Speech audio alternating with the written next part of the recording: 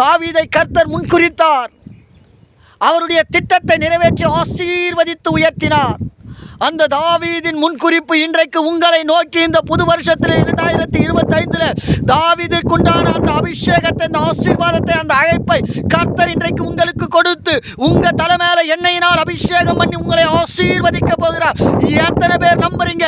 தாவீதிற்குரிய அபிஷேகத்தை கர்த்தர் இந்த புது வருஷத்தில் எனக்கு கொடுத்து விட்டார். அவருடைய சத்தியத்தை சொல்வதற்காக, அவருடைய ஊழியத்தை செய்வதற்காக, அவருடைய வேலையை செய்வதற்காக, அவருடைய நோக்கத்தை நிறைவேற்றுவதற்காக நான் என் இயேசுவுக்காக வாழப் போகிறேன் என்று. ஆமென்.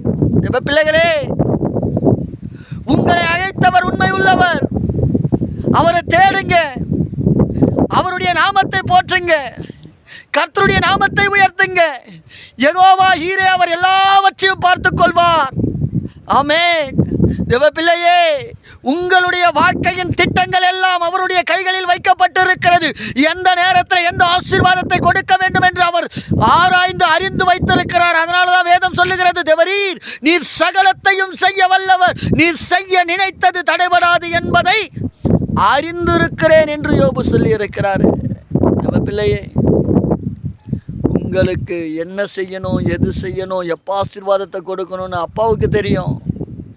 அவரை தேடுங்க போதும், அவரை துதிங்க போதும், அவரை நம்புங்க போதும். எத்தனை பேர் இந்த நாளில் ஆமேன்னு சொல்ல போறீங்க? ஏசப்பாவை நம்புவேன், அவரை துதிப்பேன், அவரை கனம் பண்ணுவேன் என்று. தேவ பிள்ளைகளே, உண்மையும் உத்தமத்தோடு ஆண்டவரோடு கூட நீங்கள் ஐக்கியப்பட்டு உன்னதமான இயேசுவுக்குள்ள ஒரு உறுதியான வாழ்க்கையை, ஒரு ஆசீர்வாதமான வாழ்க்கையை வாழுங்க. கர்த்தரே உங்களுக்கு எல்லாமுமானவராக இருந்து உங்களை ஆசீர்வதித்து உயர்த்துவான். நீங்கள் இன்றைக்கி பார்க்கலாம், நான் இந்த மலை மேலே வந்து ஜெபிக்கிற இடம், இந்த இடத்துல பூஜைகள் செய்யப்படும் இல்லை. இங்கே ஒரு கல் தூண் நிற்கப்பட்டிருக்கிறது பாருங்கள், இல்லையா?